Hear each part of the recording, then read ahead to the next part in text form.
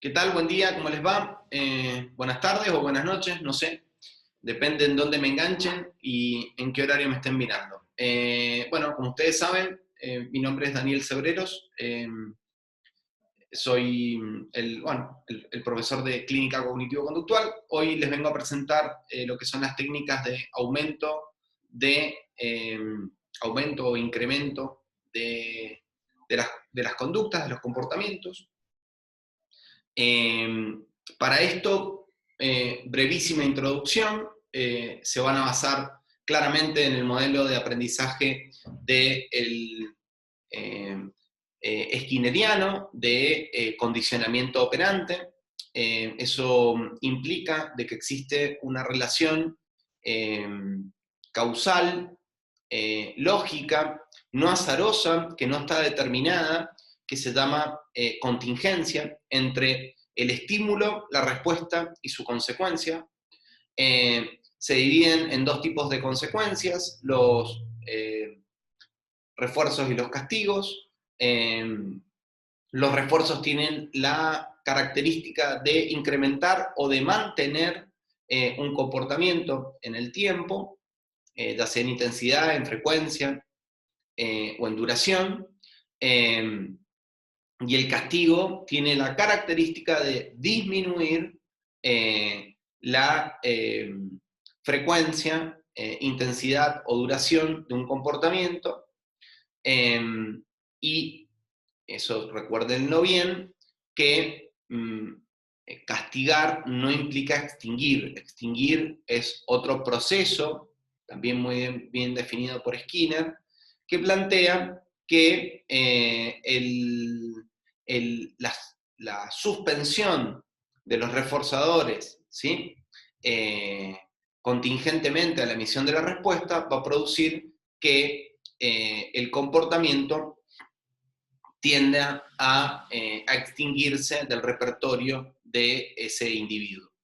En cambio, en el castigo queda al menos una posibilidad de que ese comportamiento se instaure, ¿sí? O que quede ahí, o hasta que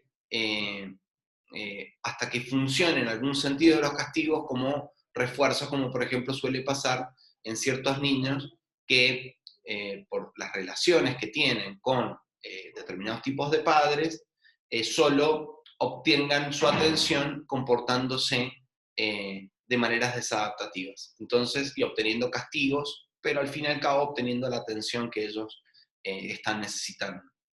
Eso no significa que se justifique, sino que muchas veces es una estrategia de comportamiento que se ha podido ver. Además que los castigos no se tienden a aplicar porque tienen una serie de consecuencias negativas, sobre todo el positivo, en el comportamiento. Para instaurar un comportamiento, claramente. Siempre para instaurar un comportamiento lo que vamos a hacer es utilizar los refuerzos. Sin más preámbulos, paso a compartirles ya la clase de la filmina. La filmina de la clase, perdón. Como podrán ver acá, las técnicas van a estar divididas en un paquete de aumento y disminución. Este texto es el texto de Aurora Gavino, de técnicas de modificación de conducta. Lo van a encontrar en el material que les dejamos en la plataforma Moodle.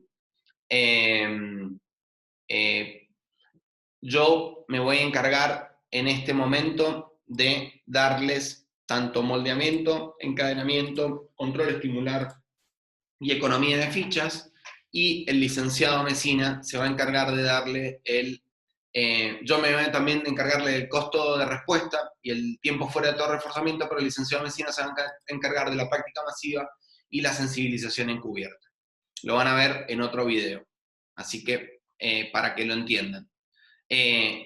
Las técnicas de moldeamiento, encadenamiento, control estimular y economía de fichas son técnicas que están dirigidas al aumento de las conductas, y el coste de respuesta el tiempo fuera de todo reforzamiento, la práctica masiva, la sensibilización encubierta, a la disminución de las conductas.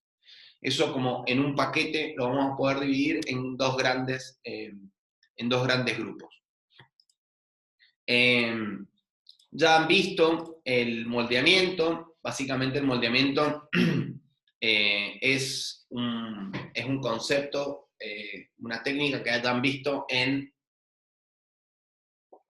teoría psicológica cognitivo-conductual del tercer año, pero lo vamos a refrescar porque pertenece al paquete de aumento de las conductas. En términos muy sencillos, recuerden que había un concepto que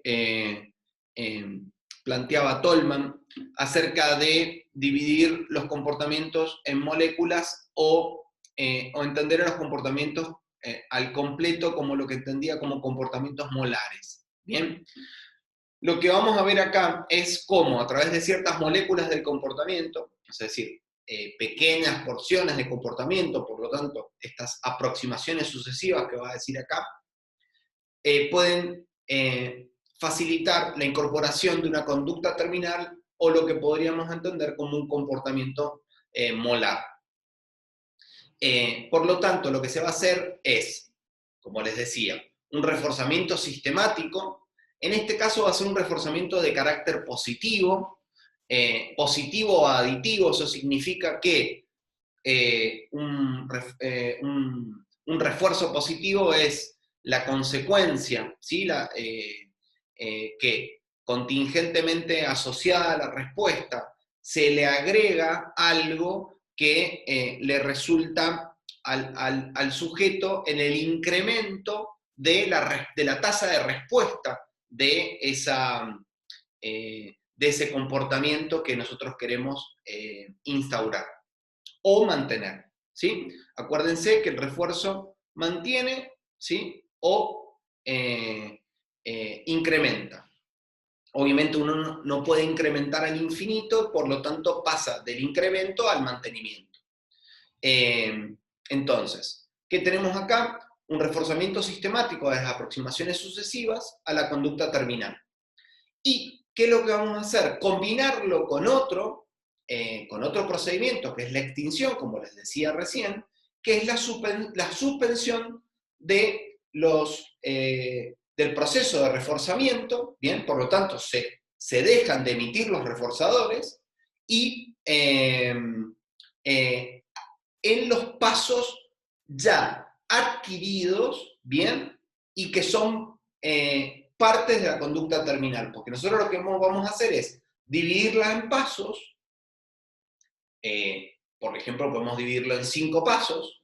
Cuando ya se adquiere el paso número 1, se pasa al número 2, y el número 1 se deja de reforzar y se empieza a reforzar el número 2. ¿Se entiende? O sea, que lo que se hace es que el paso número 1 claramente está lógicamente secuenciado con el paso 2, y por lo tanto, al logro del paso 1 se lo refuerza hasta que se instaura, y luego se pasa al paso 2 y se espera que la persona emita el paso 1, logre el paso 2 y recién ahí se refuerza eso. Pero al paso 1, si se lo emite solo, es decir, la persona emite solo ese comportamiento, se lo extingue. Por lo tanto, como te lo habías dicho, esto se utiliza para instaurar una conducta que todavía no existe en el repertorio del sujeto. En general, este tipo de cosas se utilizan con personas que son menores de edad o que tienen algún tipo de discapacidad de carácter, por ejemplo, un retraso mental. Bien, ese tipo de situaciones son las apropiadas, las propicias de este tipo de personas para utilizar este tipo de procedimientos. Entonces, tiene pasos muy simples. Lo primero que tenemos que hacer es definir cuáles van a ser los reforzadores que vamos a utilizar. Y por lo tanto, en ese sentido, la manera de poder definirlos y seleccionarlos es a través de la entrevista. El sujeto nos tiene que dar cuáles son los reforzadores que le son apetecibles, ¿bien?, a él. No todo nos resulta reforzante. Por lo tanto, es importante que al sujeto le resulte reforzante, no al padre, al psicólogo o al educador, porque eso puede traer consecuencias que produzcan que sea difícil que se instaure el comportamiento o la línea de aproximaciones que queremos hacer a la conducta terminal. Dividimos la conducta terminal en pasos. Pongamos, por ejemplo, que sería la conducta que yo quiero hacer es una conducta de aseo, como por ejemplo cepillarse los dientes. ¿Bien? Entonces puedo dividir la conducta en tomar el cepillo. ¿Bien? Tomar el cepillo, colocarle la pasta, cepillarse los dientes, cepillarse los de arriba, después cepillarse los de abajo, lavar el cepillo, cerrar la pasta y colocar el cepillo en el lugar de guardado que le corresponde. Todo eso hemos dividido en pasos, ¿sí? Por lo tanto, a cada una de esas aproximaciones vamos a ir reforzando de tal manera que el sujeto vaya incorporando estos pasos. Como les decía, enseñamos en primera instancia, por lo tanto vamos a oficiar en algún sentido de una especie de modelo, le vamos a mostrar, pero lo importante en esto es que a diferencia del modelamiento, lo que estamos haciendo es reforzar las aproximaciones sucesivas a la conducta meta, ¿está bien? Entonces yo le voy a enseñar cómo se hace, ¿bien? Puedo oficiar de modelo, pero lo importante es que uno vaya reforzando estos pasos, iniciando por el más sencillo o por el principio de la conducta terminal. Conforme se va avanzando en cada uno de los pasos, como le había dicho, lo que hacemos es extinguir. Pueden ocurrir una serie de problemas, en este caso importante, que es que sepamos claramente cuáles son los posibles reforzadores y no los que nosotros suponemos que pueden reforzar. Entonces,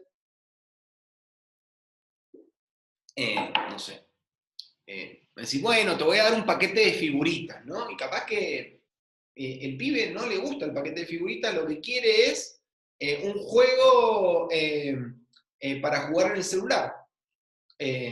Y si yo trato de armar el tema del refuerzo a través de algo que no les es apetecible, por más que yo lo considere que es apetecible, lo más probable es que no esté respondiendo a las preferencias que están manifestadas por este individuo.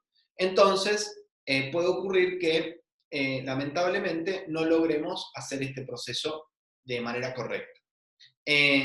Por lo tanto,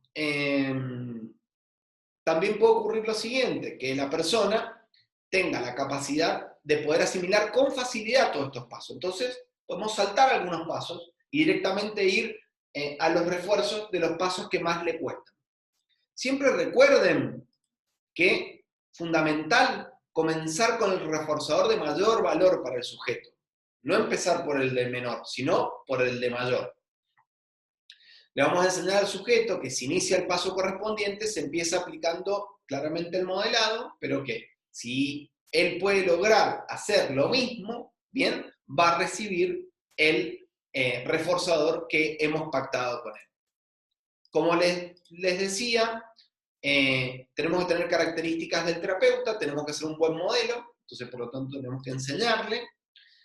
Tenemos que ser muy claros en el tema del reforzamiento sistemático, no podemos hacerlo a destiempo, por lo tanto tiene que ocurrir muy seguidamente, temporalmente, a la emisión de la conducta, si no lo que termina ocurriendo es que se pierde el valor reforzante y lo que ocurre es que se empieza a romper la relación de contingencia. Por lo tanto, lo importante es que estén cercanas de alguna manera en términos temporales. Siempre hay que tener mucha paciencia, ya que se emplea mayoritariamente con sujetos que tienen problemas para aprender o aprenden de manera lenta. Hay que escoger los refuerzos apropiados, hay que tener la precaución en la división de los pasos, por lo tanto nunca hacer un salto a un paso extremadamente complejo, ¿bien? Eso puede ocurrir, por ejemplo, con el atado de los cordones, que suele ocurrir que a los niños les cuesta y hay que ir haciéndolo, dividiéndolo paso por paso, ¿sí? Desde tomar una de las agujetas del cordón, ¿sí? Es decir, tomar uno de los cordones, bien, perdonen, tomar uno de los cordones, tomar otro de los cordones y así dar un nudo y así sucesivamente, pero lo que por ahí tenemos que ir entendiendo que los pasos tienen que ser secuenciados, lógicos y que faciliten la incorporación de esta conducta. Entonces, lo importante es, por ejemplo, no pasar directamente a armar el nudo. Entonces, si yo voy haciendo una cuestión gradual, lo más probable es que facilite la incorporación de los pasos sucesivos hasta lograr la conducta terminal. Y siempre recuerden que al paso logrado, paso extinguido. Básicamente esa sería la lógica de esto. Yo lo logro, ya lo tiene incorporado, entonces lo extingo. Paso al siguiente paso. Se aplica en sujetos con severas limitaciones. La conducta a conseguir no ha de estar en el repertorio del sujeto y ha de ser capaz de prestar atención. Entonces acuérdense que lo vamos a usar o con niños pequeños o con personas que tienen muchas limitaciones. ¿Cuáles son los ámbitos de aplicación? Las conductas de aseo, el lenguaje, y es fundamentalmente con personas con retraso mental o niños pequeños. Siguientemente vamos a ver otra de las técnicas que está absolutamente relacionada con el moldeamiento, porque puede ser que la necesitemos combinar a ambas, dado que en algún sentido el encadenamiento, por definición, es formar una conducta compuesta, o sea, decir, una conducta molar, a partir de otras más sencillas que figuran ya en el repertorio del individuo mediante el reforzamiento de sus combinaciones. Entonces, pensemos lo siguiente. La conducta molar que queremos instaurar, que es una conducta que necesitamos para que el sujeto funcione, por ejemplo, puede ser que se prepare para ir al colegio. Y prepararse para ir al colegio implica desde asearse, ¿bien? Entonces puede tener que ver con cepillarse los dientes, peinarse, tiene que ver con vestirse, con colocarse los zapatos, ¿bien? Y preparar la mochila, por ejemplo, ¿bien? Puede ser todo eso un conjunto de comportamientos que necesitan, que son necesarios para el prepararse para ir a la escuela, y que puede ocurrir que estén en el repertorio, pero el sujeto no esté combinándolos, ¿está bien? Entonces, hay que empezar a combinarlos por refuerzo.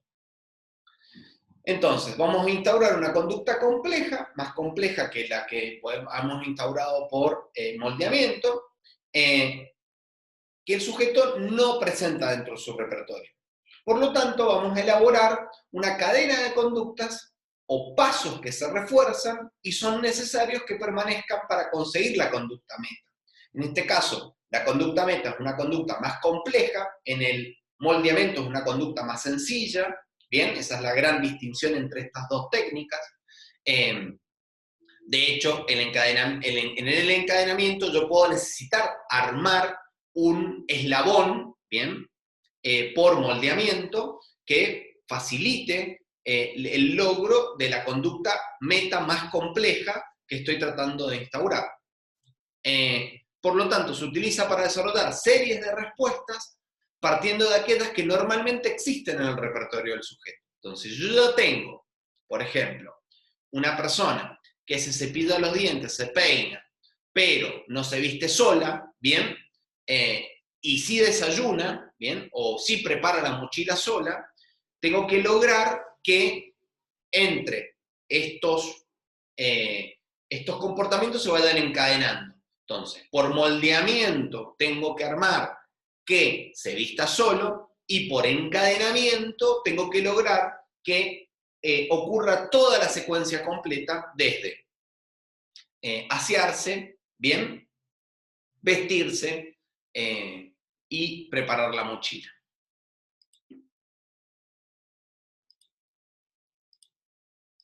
Pasos para la aplicación. Como siempre, una selección adecuada de los reforzadores, no lo voy a volver a repetir, lo tenemos que hacer a través de la entrevista. Dividir la conducta en pasos sucesivos. Modelado de los pasos, ¿sí? Del paso a paso que el sujeto, del paso de los pasos que el sujeto no tenga dentro del repertorio. Entonces, tenemos que ir enseñándole como modelos, ya sea nosotros como terapeutas, o instruir a los padres o educadores para que lo hagan, cómo se tiene que realizar el comportamiento al completo, ¿bien? Entonces, lo que vamos a ir haciendo es ir reforzando el primer eslabón de la cadena.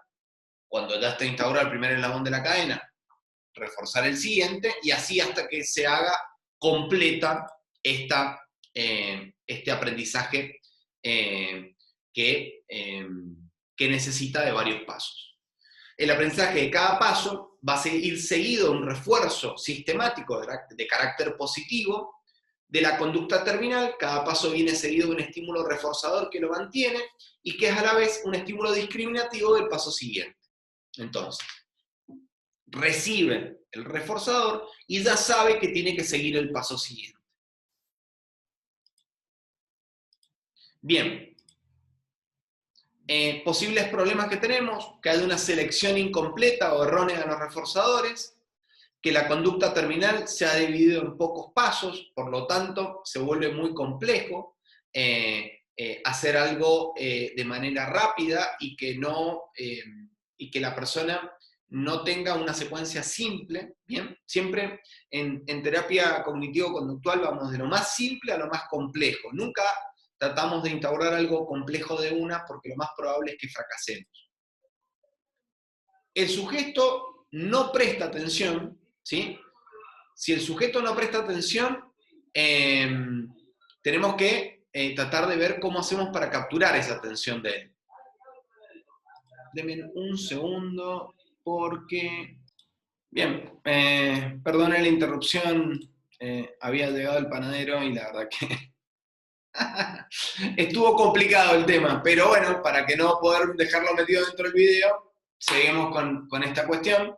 Es que el sujeto le puede costar prestar atención, entonces esto es muy importante. Acuérdense que estamos trabajando con gente que ha tenido alguna complicación, por ejemplo, un retraso mental o personas con mucha dificultad, y por lo tanto tenemos que asegurarnos que tenemos que aumentar esa atención.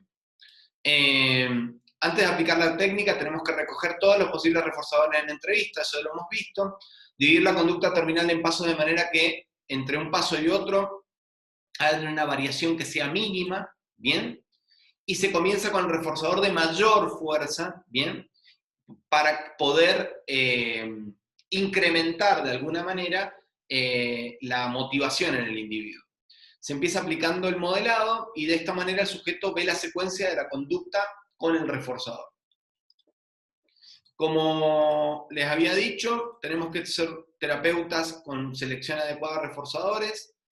Tenemos que escoger y conocer tanto el número como el contenido de cada paso o cada fase, por lo tanto tenemos que ser buenos modelos. Y el cliente, los segmentos de las conductas, los eslabones, han de estar mayoritariamente en su repertorio, ¿bien? Entonces, ha de atender y entender las instrucciones y puede aportar una lista de reforzadores. Por lo tanto, una persona que no puede manifestar lo que prefiere como reforzador va a ser una gran complicación. Entonces, tengan muy presente este tipo de cuestiones. Ámbitos de aplicación, conductas que el sujeto no sabe realizar, pero las conoce, ¿bien? Entonces, no las sabe realizar al completo, por ejemplo, prepararse para ir al colegio. El problema consiste en el desconocimiento de la secuencia lógica que se necesita para llegar a la conducta terminal, ¿bien? Entonces, si existe ese desconocimiento, estamos hablando de que en ese tipo de situaciones es en donde nosotros vamos a aplicar el encadenamiento. Acuérdense, cuando no existe un eslabón, el eslabón lo vamos a realizar a través del moldeamiento. Bien, el control estimular, por definición, es una técnica de modificación de conducta que se basa en la restricción de estímulos provocadores o elicitadores de conducta problema y en la instauración o desarrollo de estímulos cuya presencia favorezca el aumento de una conducta que se desee incrementar. Entonces, ¿qué es lo que tenemos que ver en esto? Es que en el control estimular estamos dentro de la secuencia de la triple relación de contingencia. Recién estábamos hablando claramente de respuesta y consecuencia. Estamos sobre todo trabajando en la parte, si bien está la triple relación, pero hemos hecho mucho énfasis en la consecuencia, ¿bien? Entonces, el reforzador positivo. En este caso, lo que estamos empezando a prestarle atención es en el inicio, en el antecedente del comportamiento, que va a ser el estímulo que elicita o que provoca, ¿bien? Una conducta problema, o en la necesidad de la instauración, ¿bien? De instaurar un estímulo para que la persona pueda desarrollar un hábito que nosotros queremos que desarrolle para poder adaptarse de mejor manera. Siempre lo vamos a tener, lo vamos a utilizar en la adquisición y mantenimiento de conductas deseables.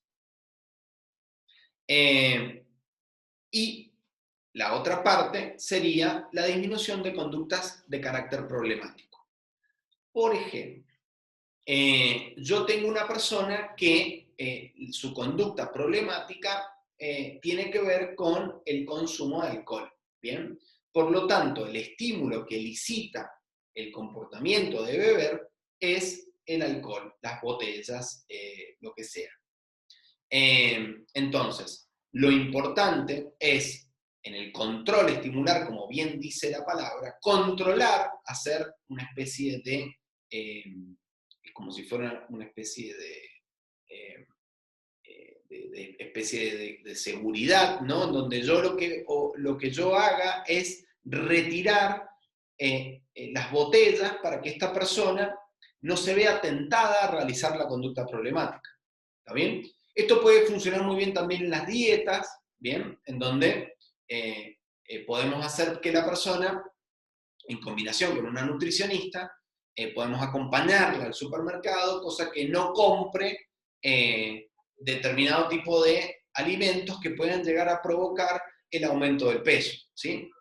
Entonces, eso sería como en términos de una conducta que sería problemática. En cambio, por ejemplo, en la adquisición o mantenimiento de conductas deseables, tenemos que tratar de incorporar los estímulos que faciliten esta incorporación. Entonces, si yo quiero que una persona tenga una mejor dieta, tengo que incorporar claramente estímulos que faciliten esa dieta. Bien, ahora tengo acá cerca, y no sé si lo pueden escuchar, de vuelta al panadero que está dando vuelta. Va a quedar buenísimo, a mí me encantan estos videos que tienen como estos gags,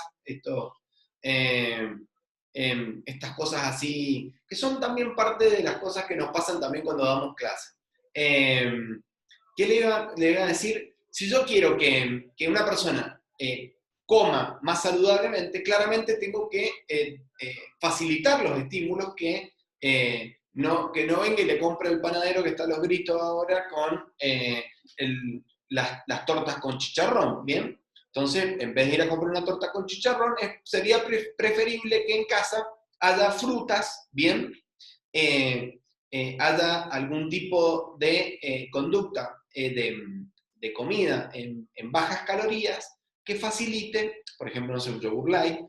Yo sé que estoy hablando de cosas que seguramente los van a aburrir un montón, pero bueno, lamentablemente es como un bajón, pero es la realidad. Hay personas que necesitan tener la presencia de estímulos que incrementen el comportamiento de comer saludablemente y otras que eviten la posibilidad que ocurra la conducta problema. Entonces, para que lo tengan muy presente.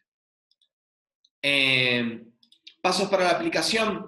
Vamos a recoger mediante registros los estímulos que provocan la conducta a eliminar, o por el contrario, aquellos estímulos que impiden o favorecen la realización de la conducta a implantar. Bien, por ejemplo, vamos a poner un ejemplo que es bastante normal.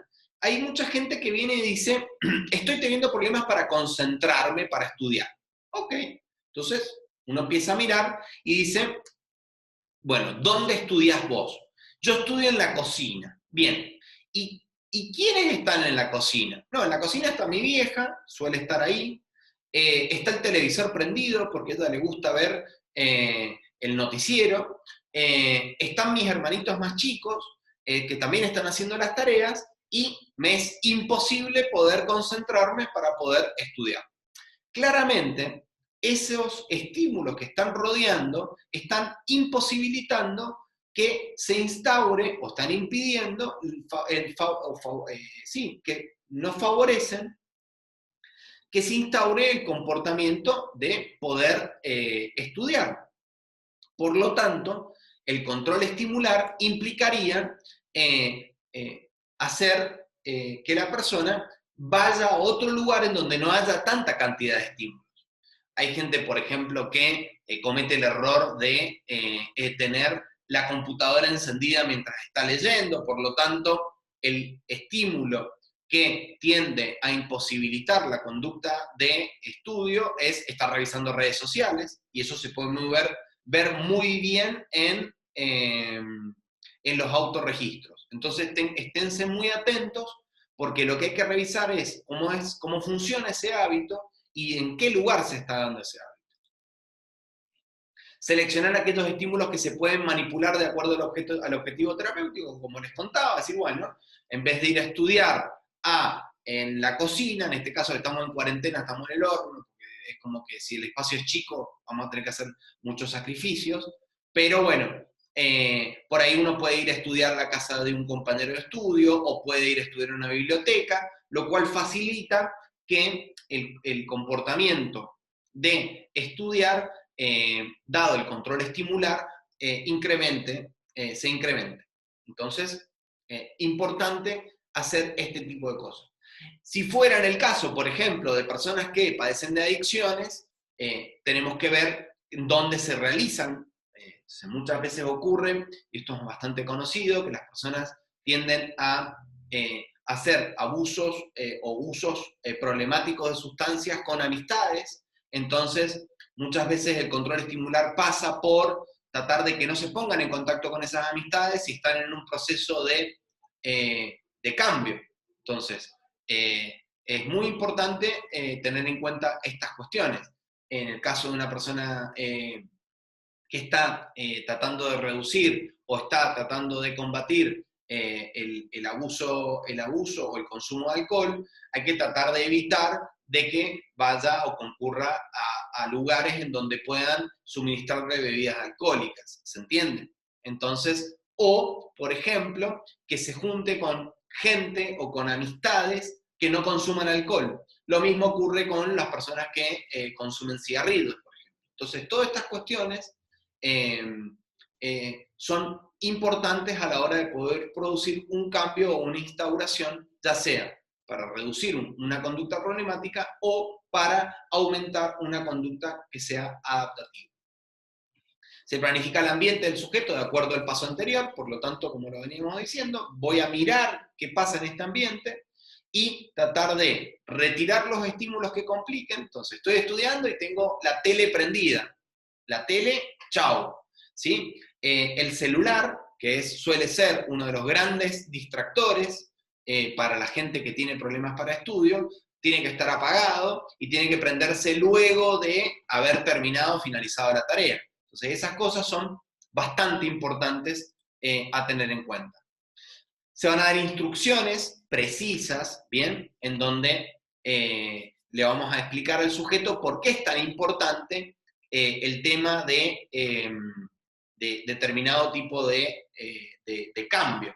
Hay algo que es interesante, por ejemplo, y les comento que las personas que padecen de insomnio, se ha notado, sobre todo el insomnio de conciliación, que está muy asociada al uso de pantallas, ya sea, en general son las pantallas del celular, la luz azul provoca que haya una alteración en la capacidad de que el cerebro secrete melatonina y por lo tanto nos induce el sueño. Entonces, ¿qué es lo que vamos a pensar en esto? Que es importante ir haciendo que el sujeto a determinada hora vaya suspendiendo determinados tipos de estímulos que facilitan, de alguna manera,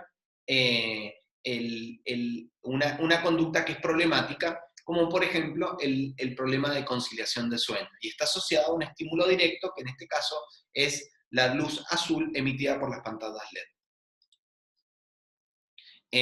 Entonces, tenemos que hacer una primera elección de señales claras.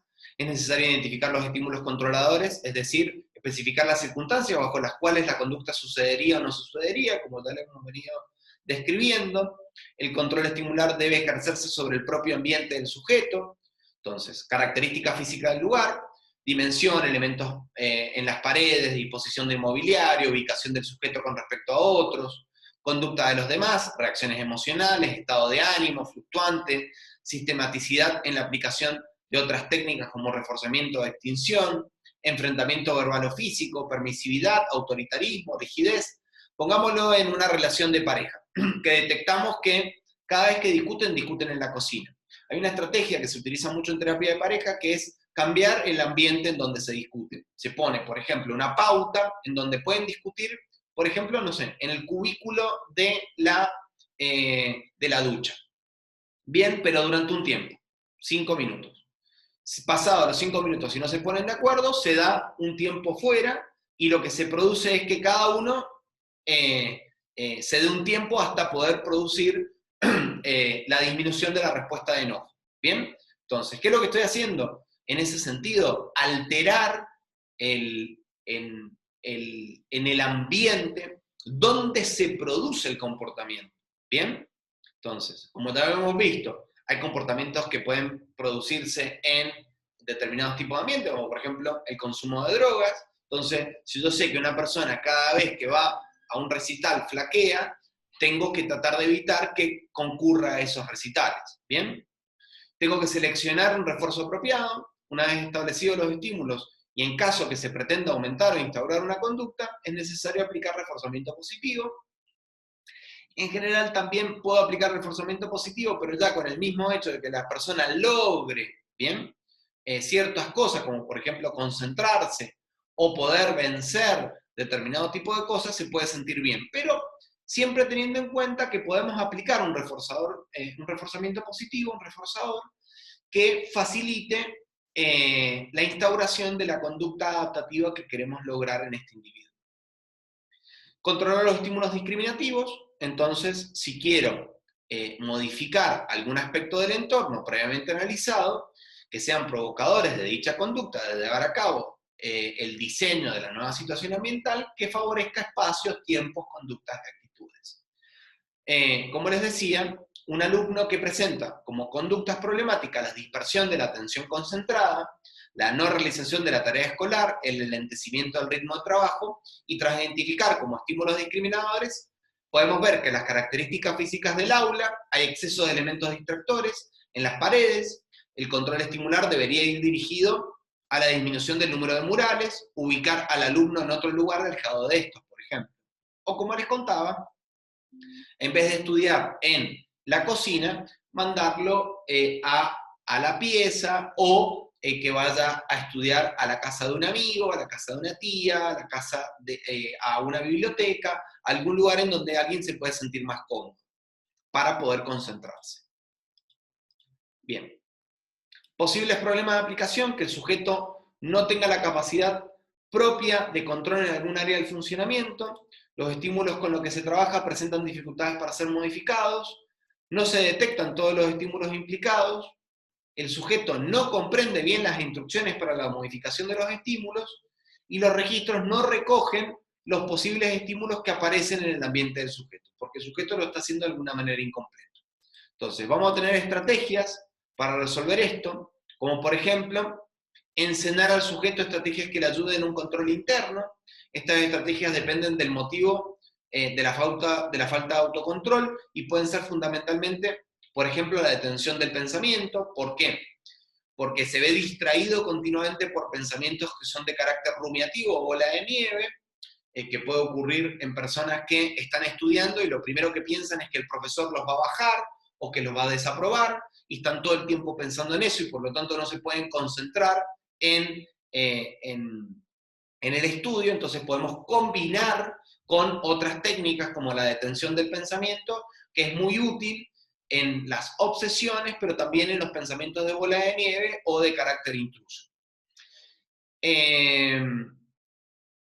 Entonces, podemos hacer una planificación de actividades con el sujeto, un entrenamiento en habilidades sociales, porque le cuesta poner muchos límites a las personas, y en vez de decirle, mira, por favor, necesitaría que no entres a mi pieza a cada rato, ¿bien? Porque me distrae, en el caso de un padre, una madre, o el que sea, un hermano, ¿bien? Necesito entrenarlo en la asertividad para que pueda defender de mejor manera esos derechos que se están viendo imposibilitados a la hora de poder lograr la conducta de estudiar. O la planificación de actividades. Por ejemplo, hay personas que no tienen planificación de cómo van a realizar, no tienen técnicas de estudio, no tienen horario para estudiar, y eso nos puede ayudar mucho a poder lograr que el sujeto resuelva los problemas que hemos planteado. Podemos introducir estímulos que contrarresten a aquellos que presentan dificultades para eliminar del ambiente en el que el sujeto se mueve, ¿bien? Que esto que les contaba acerca, por ejemplo, el tema de las dietas, ¿bien? En vez de comprar cosas con altas calorías, cosas con bajas calorías, se utilizan autorregistros, y podemos utilizar registros también de personas cercanas, ¿bien? O el terapeuta acude al lugar y puede observar, ¿bien? ¿Y cuáles serían los estímulos a modificar? Siempre. Recuerden que nosotros en terapia de conducta participamos dentro de los ambientes. Nosotros no trabajamos solo exclusivamente en el consultorio. Si tenemos que ir al lugar en donde la persona vive, se concurre. Siempre con las medidas de seguridad necesarias, pero al fin y al cabo, la mayoría de las veces, la gente que pide ayuda lo que busca es que podamos nosotros entender de mejor manera qué es lo que está ocurriendo. Entonces, no dejen de entender que eso es una porción muy importante, el tema de que en el consultorio no se dan todas las estrategias. Muchas veces necesitamos ir al campo. Se dan instrucciones por escrito si es que el sujeto no las puede entender, se ejemplifica, ¿sí? Se le pide al sujeto que repita las instrucciones que le ha dado el terapeuta y que ponga ejemplos a ver de cómo lo va a hacer, ¿bien? Y el terapeuta se desplaza al lugar donde se encuentran los estímulos, si es necesario. Entonces, si yo tengo que acompañarlo, lo voy a acompañar. No lo duden, son estrategias de solución de problemas. Características del terapeuta: capacidad para localizar los estímulos, o sea que tenemos que ser muy buenos observadores, conocimiento de cómo modificarlos. El cliente tiene que tener la capacidad de detectar estos estímulos que indica el terapeuta y modificarlos, la capacidad mínima o propia de autocontrol, y lo vamos a aplicar en aumentar o disminuir cierto tipo de conductas. Se emplea bien como técnica por sí sola o combinada en un paquete con otras técnicas, como ya les decía, la detención del pensamiento, por ejemplo. Se puede aplicar en un amplio campo de intervención, como la implantación de hábitos de estudio, en conductas disruptivas, en la inhabilidad social o problemas de pareja, en problemas de relación sexual o problemas de sobrepeso. El otro día, por ejemplo, tenía un paciente que me comentaba que estaba teniendo un problema de disfunción eréctil, producto de que estaba teniendo la mayoría de las relaciones sexuales se daban en un ambiente que para él no le terminaba a ser erótico. En este caso era en la casa de los suegros. Y habitación de por medio estaban, o sea, si pared de por medio, los suegros al lado. Entonces, toda la relación sexual se volvía en un problema. Había que no hacer mucho ruido, apagar las luces, o sea, realmente un ambiente absolutamente antierótico. Entonces, es importante, en algún momento hemos empezado a charlar, de que claramente va a ser muy importante que él tenga su propio ambiente, eh, pero como producto de la pandemia no ha podido ir a otros lugares, claramente esto ha empezado a afectar de alguna manera y ha empezado a dar la aparición del problema. Pero claramente es un problema que está relacionado en el ambiente en donde se está realizando y no con el sujeto en sí mismo. Entonces, tengan muy presente que cambiando de ambiente o cambiando los estímulos donde están, que imposibilitan la emisión de la conducta que el sujeto desea, podemos producir un cambio muy importante en el comportamiento de este. Bien, por último, que vamos a verla en combinación con el coste de respuesta, vamos a ver la economía de fichas, que ya la han visto, que consiste en el establecimiento o reorganización de las contingencias ambientales mediante el control de estímulos reforzadores que existen en el ambiente del sujeto. Para conseguirlo se utiliza un reforzador generalizado, en este caso un reforzador mediatizado. Recuerden eso, que pueden existir reforzadores primarios, secundarios, ¿bien? Reforzadores sociales, reforzadores mediatizados. Artificialmente establecido, lo vamos a hacer, una ficha es algo artificial para esta tarea, cuya emisión se puede controlar de forma completa. Por eso es muy importante hacerlo en ambientes cerrados, como las escuelas, en una cárcel, se ha aplicado mucho esto. Pero también lo podemos utilizar en casa con los niños. El reforzador utilizado debe tener una dimensión física, por lo tanto, pueden ser fichas, puntos, pegatinas, vamos a decir, algo que podamos, stickers, por así ponerlo, papeletas, ¿sí? Es una técnica muy flexible, de fácil aplicación y de gran éxito con los niños, como ya les comentaba. Lo que tiene que tener importante es que no se puedan reproducir esto, que el niño no pueda construir de alguna manera replicar un sticker, ¿está bien? Es decir, por ejemplo, que no sean notas a mano, ¿bien? Entonces, lo importante de esto es que el que las administra, en este caso, ya sea el padre, el tutor o el psicólogo, o el docente, lo refuerce de manera contingente la emisión de la conducta. Sirve tanto para aumentar como para disminuir conductas. Entonces, ahí tenemos una técnica que nos va a servir en el sentido de que si yo quiero instaurar determinados tipos de comportamiento, como por ejemplo, comer toda la comida, ¿bien? Puedo utilizar esta técnica, o si yo quiero disminuir conductas como por ejemplo las peleas entre hermanos, ¿bien? Ese tipo de cuestiones es de carácter fundamental.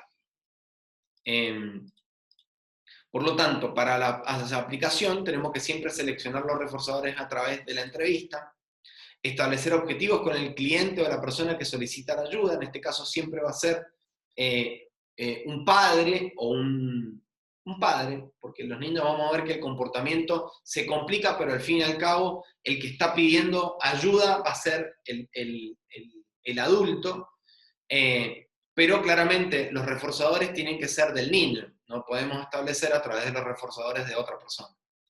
Explicarle que si logra alguno de ellos recibirá algo sin valor, pero que es canjeable por algo que él previamente ha descrito como un reforzador y por lo tanto como valioso. Y si consigue el objetivo inmediatamente se le da algo. Por lo tanto, las fichas, los puntos o las pegatinas tienen que ser inmediatamente proporcionadas cuando el sujeto realiza la conducta.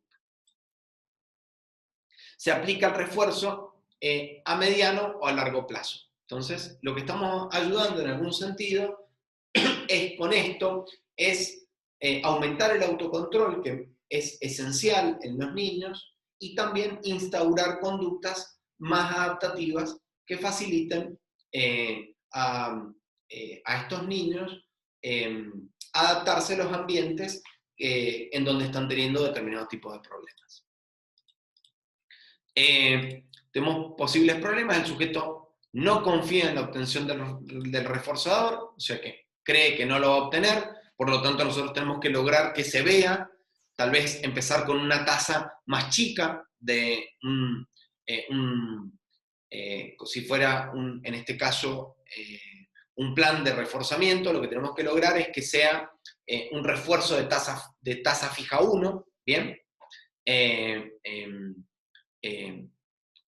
Por lo tanto sería de razón fija 1, ¿bien?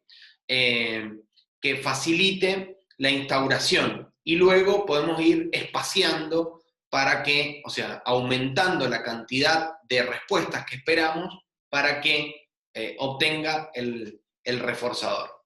El sujeto considere que es imposible alcanzar el reforzador. La no consecución de fichas al principio desmotiva mucho.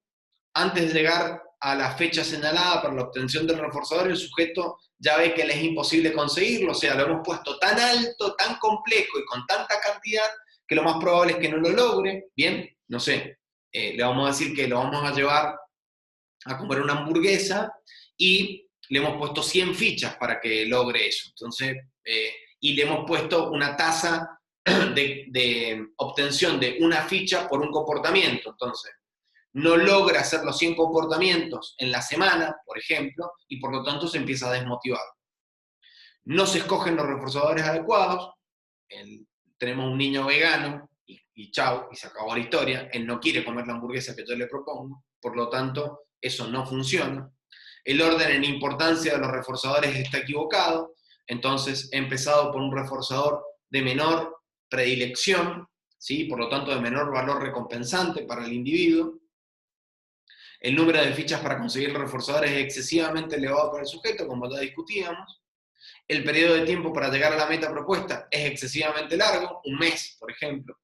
Entonces hay que tratar de hacer cosas que se puedan intercambiar en un día, o en una semana, o en un mes, dependiendo claramente de cuál sea el reforzador que estamos planteando. El sujeto recibe el reforzador antes de conseguir las fichas suficientes para que se lo anime. Entonces, ¿qué es lo que estamos haciendo? Lamentablemente, estamos trastocando la triple relación de contingencias, porque lo que está haciendo es que el sujeto no emita la cantidad de conductas que tiene que realizar y ya está obteniendo el reforzador. Por lo tanto, empieza a carecer de importancia realmente la realización de las conductas. Entonces eso es importante que se entienda la lógica, que hay que obtener los reforzadores a la cantidad de fichas que se han pactado, porque esto va a ser una cuestión de un acuerdo con el niño. ¿Qué podemos ir haciendo? Los reforzadores materiales se le enseñan al sujeto antes de comenzar el sistema de fichas, ¿bien? Cosa que pueda poder saber que existen y que los va a ir recibiendo.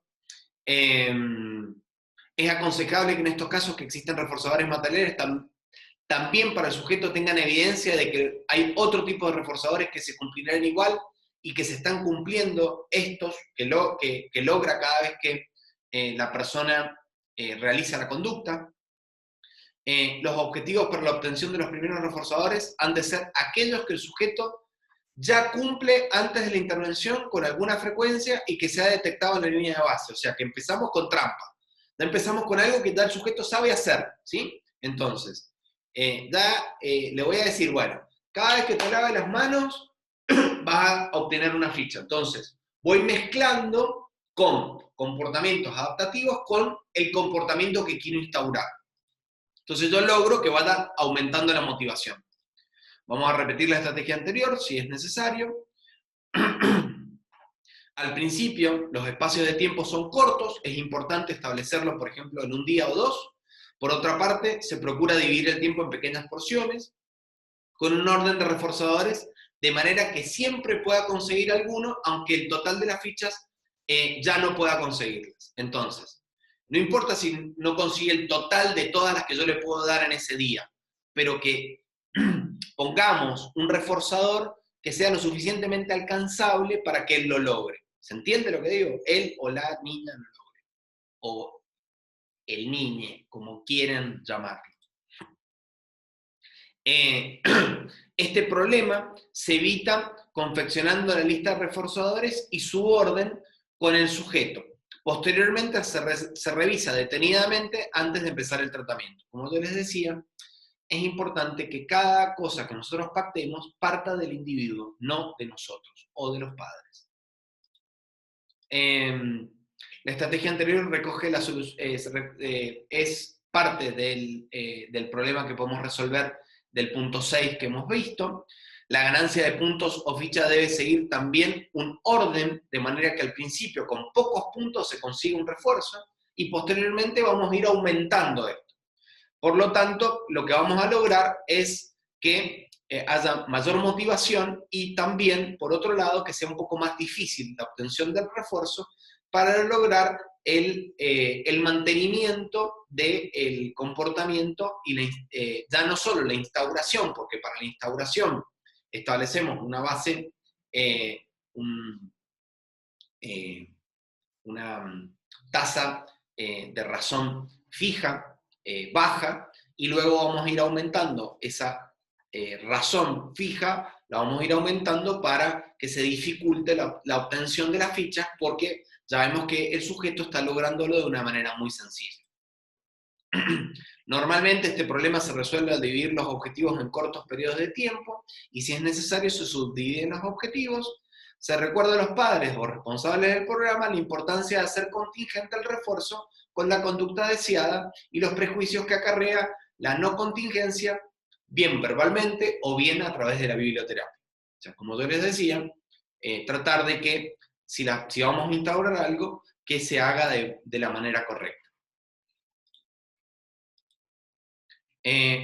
Por último, el terapeuta tiene que tener la habilidad de cambiar de reforzadores y de detectar cuando se están cansando de ellos, ¿bien? O sea, porque si empieza a ocurrir que el sujeto empieza a perder fuerza porque el reforzador es de muy fácil obtención, puede empezar a aburrirse o cansarse.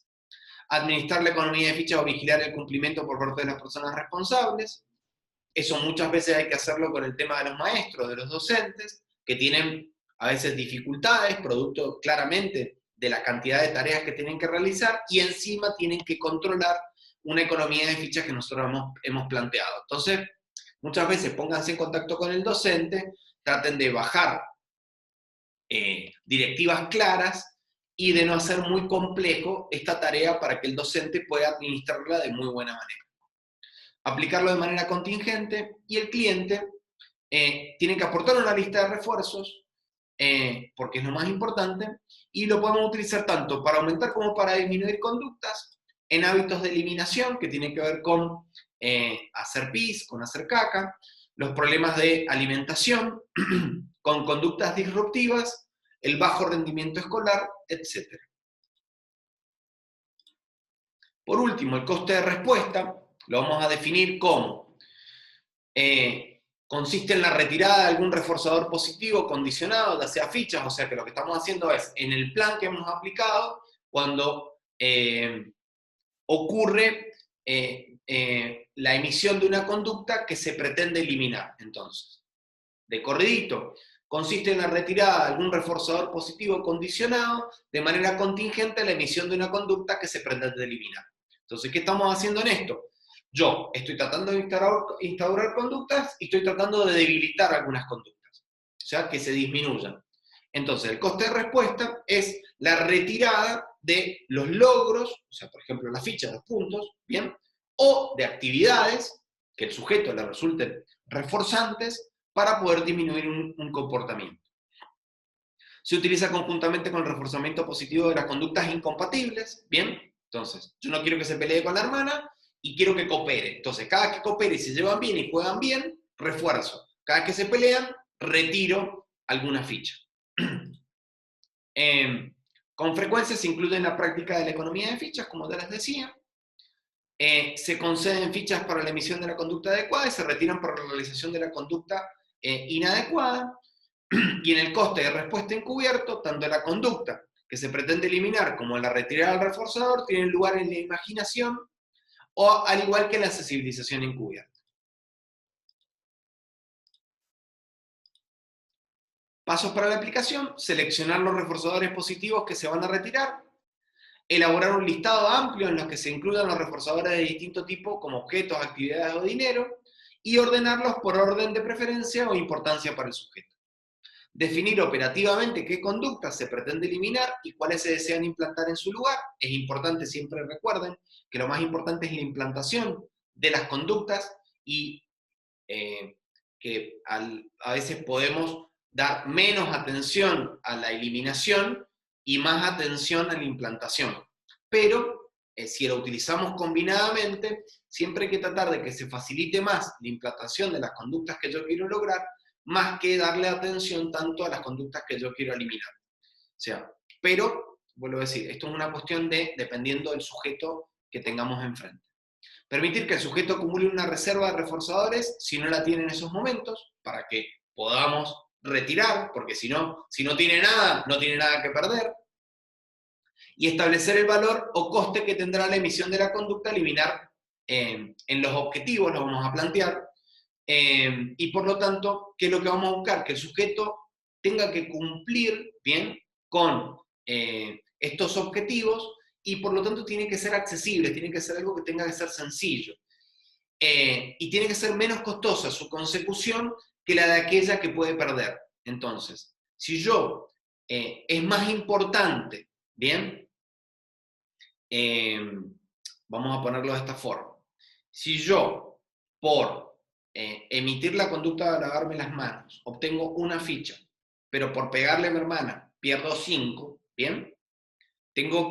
Lo que estoy haciendo es un balance económico en donde siempre el costo o el riesgo de, básicamente, de emitir la conducta desadaptativa tenga una mayor consecuencia y un mayor malestar en el individuo. Entonces, lo que tenemos que tratar de lograr es que sea más importante conservar los reforzadores, ¿sí? Los reforzadores mediatizados, que el tema de que sea muy costoso cuando se realiza la conducta desadaptativa. ¿Se entiende en líneas generales? Espero que haya sido claro. Bueno, a ver, tenemos que explicarle al sujeto, siempre que sea posible, en qué consiste la técnica, dejando claro que el costo de respuesta es seguido a la consecución de las conductas que son inadecuadas o desadaptativas. En el momento en que el sujeto realiza la conducta que se pretende eliminar, hay que retirar el reforzador positivo de forma consistente y contingente a la emisión de la misma, anticipar e impedir la posibilidad de que el sujeto pueda reemplazar fácilmente la pérdida del reforzador. Por lo tanto, vuelvo a decirles, si el costo es alto, pierdo 5 y cada vez que tengo que realizar la conducta, tengo que hacer varias conductas o lo que obtengo es una, nada, lo más probable es que el sujeto empiece a pensar cómo hace para que esto no emitir ese tipo de conductas inadecuadas. Disminuir progresivamente la retirada de reforzadores conforme las conductas deseables vayan aumentando, ¿bien? En frecuencias, en la aplicación del coste de respuesta encubierto se siguen los mismos pasos que en la sensibilización encubierta, pero en este caso, en las escenas elaboradas, el sujeto imagina la retirada de un reforzador positivo contingente a la emisión de la conducta que se pretende eliminar. Lo van a ver más claramente con Guillermo cuando puedan ver la sensibilización encubierta. Posibles problemas: dificultad de encontrar reforzadores que el sujeto no quiera perder y el terapeuta o coterapeuta en su casa puedan manejar. El sujeto se resigna a la pérdida del reforzador antes que actuar para evitarla. En la aplicación del coste de respuesta encubierto puede surgir los mismos problemas que con la sensibilización encubierta. Estrategias de solución: se pueden utilizar algunas de las siguientes estrategias. Pedir al sujeto que elabore una lista de objetos que poseen otras personas de su entorno, actividades que suele realizar estas y que pudieran ser importantes para él. Si es posible, solicitar dicha lista a personas cercanas al sujeto, si es muy chico. Si no existen inconvenientes y las sesiones terapéuticas son importantes para el sujeto, utilizar el tiempo de las mismas como reforzador positivo. Por ejemplo, perder una sesión o parte de ella como consecuencia de la omisión de una conducta a eliminar. ¿Bien? Entonces, si al niño le encanta venir al consultorio, lamentablemente, como hizo determinado tipo de conducta, la sesión va a durar menos. Proporcionar al sujeto un reforzador potente que será el que se retire antes de la emisión de la conducta, como por ejemplo ponerle una película de video que le guste mucho. ¿Bien? Entonces, si él iba a obtener la posibilidad de poder ver una película que él quería ver, no la va a obtener si realiza la conducta inadecuada. Tenemos las características nuestras, tenemos que ser capaces de poder secuenciar adecuadamente los pasos para la aplicación de la técnica. O sea, tenemos que ser muy claros, muy específicos, muy operantes. Debemos saber dar instrucciones bien operativizadas en todo momento. Para la aplicación del coste de respuesta encubierto se requieren las mismas características que para la sensibilización encubierta. Eso es todo el tiempo en imaginación. Y el cliente tiene que ser franco, o lo hará a la hora de proporcionar la información sobre los posibles reforzadores a utilizar. Puede utilizarse en poblaciones con problemas de retraso mental, teniendo en cuenta que en estos casos el procedimiento debe ser simplificado lo más posible debido a las limitaciones cognitivas de estos individuos. Y para la aplicación del coste de respuesta encubierto se requieren las mismas características que para la sensibilización encubierta. Ámbitos de aplicación, claramente, como les decía, en instituciones públicas, en ámbitos escolares, en tratamientos ambulatorios para una amplia variedad de conductas problemáticas, problemas de lenguaje, conductas disruptivas, agresivas, abuso del tabaco, obesidad, tics faciales, postura física inadecuada, absentismo laboral o impuntualidad. Bien, por último, el tiempo fuera de todo reforzamiento consiste en lograr que el sujeto no emita determinadas conductas, para lo cual debe asegurarse que no obtenga ningún tipo de reforzamiento ante la emisión de las mismas. Para ello, o bien se retiran las condiciones del medio que permiten la obtención de los refuerzos, o bien se retira la persona del medio. O sea, si yo estoy viendo que un niño lo que está haciendo es una conducta que es inadecuada, yo lo retiro del campo a estimular. O suspendo todo tipo de reforzamiento. Ambos procedimientos deben efectuarse de forma contingente a la emisión de las conductas que se desea se desea desaparecer, y es una técnica de fácil aplicación que puede ser muy bien utilizada por parte de coterapeutas y que, a diferencia de otras técnicas dirigidas a la disminución de la conducta, no tiene por qué provocar ansiedad en el sujeto, ya que estamos utilizando un concepto que es el refuerzo negativo. Bien, el refuerzo negativo tiene mucho menos impacto que el castigo negativo tiene mucho menos impacto que el castigo positivo, ¿sí? Entonces, lo que estoy usando yo es castigo negativo. El castigo negativo es la remoción, básicamente, de manera contingente, de algo que el sujeto le resulta beneficioso tras la emisión de una conducta que nosotros consideramos desadaptativa.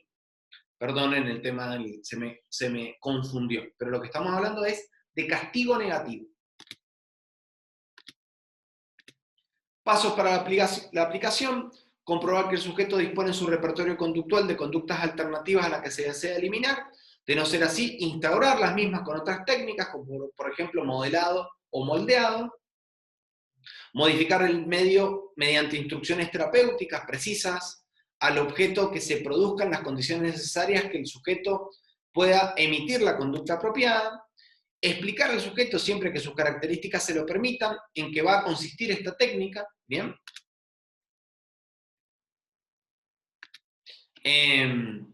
Antes de la realización del sujeto de la conducta que se pretende eliminar, se le avisa mediante un gesto al sujeto para indicarle que está emitiendo una conducta inapropiada. Entonces, básicamente, que el que avisa no traiciona.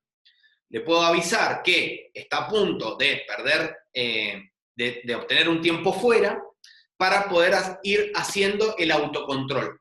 Y si luego de eso no logra poder realizarlo, directamente se emite el tiempo fuera. Ya les voy a pasar un video donde van a ver una niña que se llama Emily y van a poder ver estas cuestiones que son bastante interesantes. Perdonen un segundito. Bien. Como les decía, había sonado el teléfono del consultorio. Vamos a ver un muy buen ejemplo en esta niña Emily. Ya se los voy a subir dentro del coso que va a ser parte del trabajo práctico. Si esto continúa, se retira el sujeto del medio y se lo lleva a un lugar sin refuerzos, neutro, donde tiene que permanecer durante un tiempo no demasiado amplio, unos 4 minutos aproximadamente. En realidad va a haber una lógica acá, 1 minuto por año, eso es lo que vamos a utilizar. ¿Bien? Asimismo, en algunas ocasiones el sujeto puede permanecer en el medio, pero se le aparta del resto del grupo. Entonces, por ejemplo, lo pongo a un costado. Se le devuelve a su medio a través del reforzamiento positivo contingentemente al paso del periodo del tiempo determinado, siempre y cuando no esté emitiendo en ese momento la conducta que nosotros deseamos eliminar. Entonces, ¿se entiende? Lo que hacemos es retirar al sujeto del campo estimular. Ahora vamos a ver muy claramente con esta niña de Emily, les va a encantar. El sujeto no posee conductas alternativas apropiadas, las que se desea eliminar. El medio, por ejemplo, el resto de los compañeros del aula no cumplen las instrucciones terapéuticas. Cuando el sujeto está con más gente, por ejemplo, en una clase, es preciso que haya más de una persona para aplicar el tratamiento, ya sea el docente y un coterapeuta. De lo contrario, puede haber problemas con los demás en el tiempo que se los deja solos, o sea que lo que hace cuando se lo deja solo es lo que quiere. El lugar ha de estar próximo y en ocasiones es difícil disponer de este tipo de espacios, pero bueno, hay que ingeniárselas, hay que ver la manera en donde lo que hacemos es retirarlo de lo que al sujeto le parece que es, placentero en este sentido. El espacio al que se lleva el sujeto no resulta totalmente neutro, por ejemplo, lo voy a castigar y lo llevo a un lugar donde está lleno de juguetes. ¿Se entiende? Entonces, ese tipo de cosas, o que lo ponen en riesgo. Ojo, hay que tratar de buscar un lugar que no tenga ningún tipo, ni elementos de limpieza, ni nada que pueda llegar a resultar problemático para el niño, ni que hayan reforzadores. Es decir, que cosas que puedan llegar a facilitar que el sujeto entienda esto como un refuerzo. El sujeto obtiene algún tipo de refuerzo durante el periodo transcurrido en el cambio desde el medio reforzador al espacio neutro. O sea, es decir, le doy un abrazo, le digo que lo quiero, le digo que va a estar todo bien, entonces el niño no discrimina muy bien qué es lo que está ocurriendo. Al finalizar el intervalo temporal fijado, para el tiempo fuera, el sujeto está emitiendo las conductas desadaptativas o que desean eliminarse. Bien. ¿Qué tenemos? Estrategia de solución: dotar al sujeto previamente de conductas alternativas apropiadas que sustituyan las que desean eliminarse, dar instrucciones concretas y bien operativizadas al resto de los sujetos del medio para que, ya sean hermanos mayores o ya sean compañeros, o por ejemplo también la maestra, que puedan poder dar de buena forma, puedan cooperar con la tarea que estamos tratando de instaurar. Podría aislarse al sujeto de los miembros del grupo estando dentro del mismo espacio físico, por ejemplo, apartándolo de los demás y situándolo de cara a la pared. Esto puede ser una posible solución para aplicar para los problemas 4 y 5 señalados anteriormente, que es lo que yo charlaba recién. En el caso que se produjese la situación señalada en el punto 7, se le avisará que, puesto que está haciendo lo que no debe, permanecerá en el área de tiempo fuera un breve lapso más de tiempo, por ejemplo 2 minutos más, y solo saldrá si en los últimos 15 segundos no emite la conducta que se desea eliminar. Características del terapeuta: fundamentalmente debe saber dar instrucciones precisas, bien operativizadas en cada momento, tanto al sujeto como a los coterapeutas y al resto de los miembros del grupo.